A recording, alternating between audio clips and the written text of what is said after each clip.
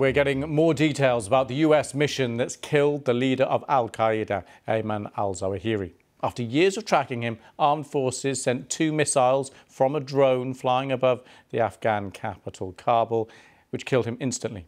Announcing the strike, President Biden said justice had been delivered.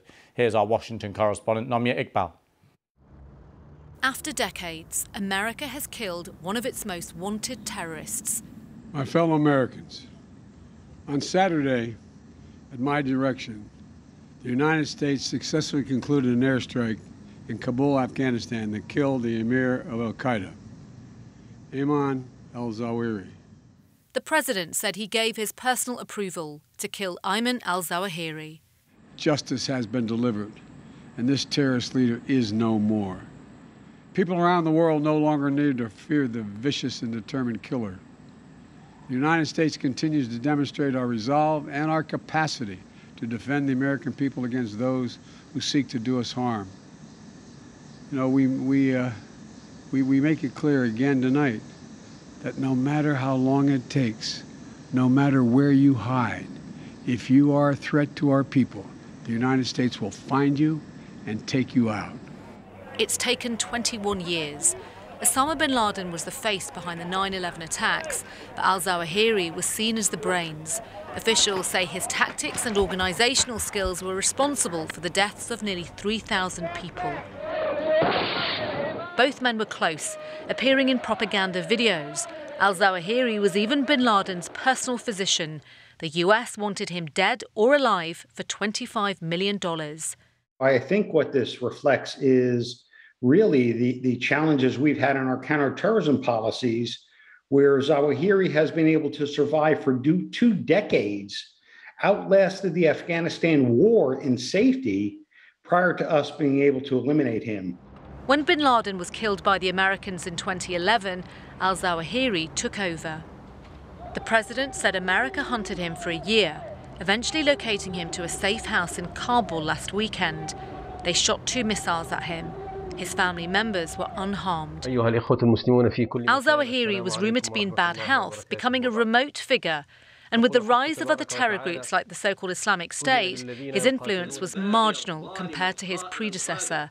The Taliban has called the killing a violation of international principles.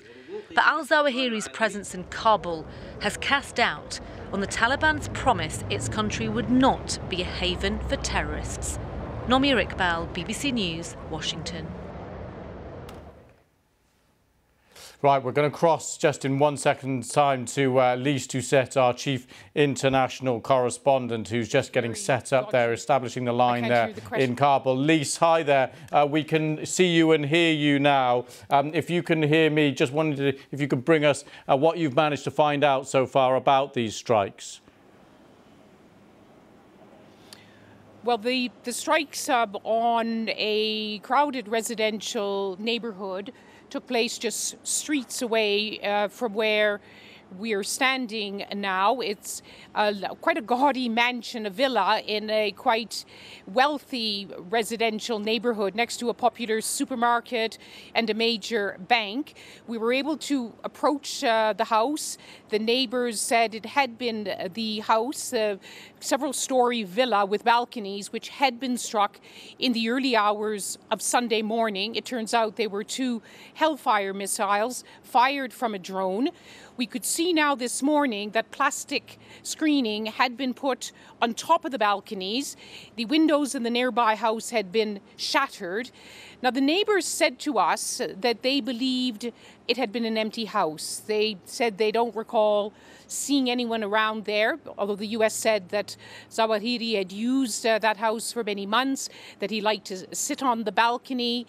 Whether or not neighbours didn't want to speak, whether they didn't know, or whether his movements were so discreet that they weren't noticed, I think we'll have to wait a bit of time before these details become clearer. But the house is said to be owned by Sirajuddin Haqqani, a leading member of the Taliban movement.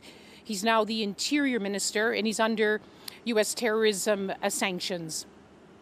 Fascinating details, Lise, that you've managed to establish already, given the details of the strike only just been announced by President Biden in the last few hours. Could you just tell us a little bit of the significance of the man himself? Ayman al-Zawahiri has been one of the defining figures of the Al-Qaeda movement. Originally from Egypt, he is said to have been one of the masterminds of the September 11th attacks in the United States. He was very close, of course, to Osama bin Laden. Is said to have given a lot of instruction, Islamic instruction, to Osama bin Laden. The United States blames al-Zawahiri also for the attacks against the USS Cole, against the attacks on the American embassies in Kenya and Tanzania, which is why President Biden, in his remarks, said that they had been searching for him. He's the fourth American president to try to track down al-Zawahiri. And of course, he emphasized, as the Americans often do, that we will find you, we will seek you, and we will find you wherever you are.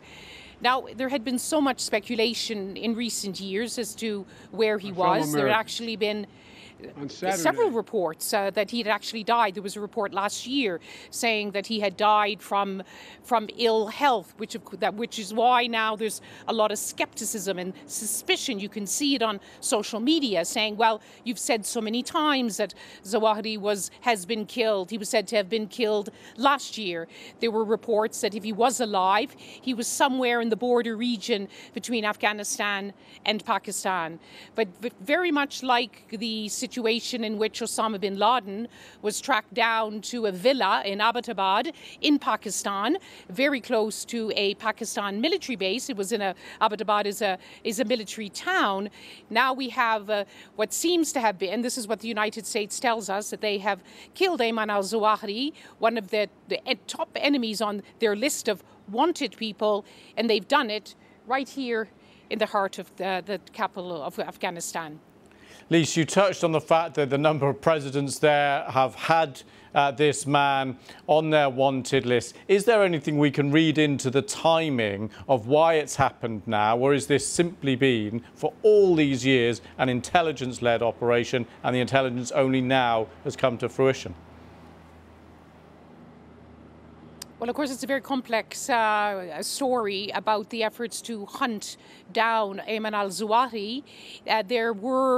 There's been discussion about, it seems to have been carried out by the CIA, by the US's top spy agency, not by the US military, which since the pullout of US forces last year had been said to maintain, they use the phrase, over the horizon operation, operating from bases outside of Afghanistan. It seems they got a tip-off.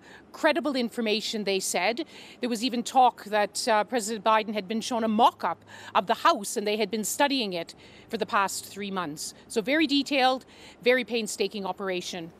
Lise, fascinating to learn what you've learned already. Thank you so much for that live for us there in Kabul. That's Lise Doucet.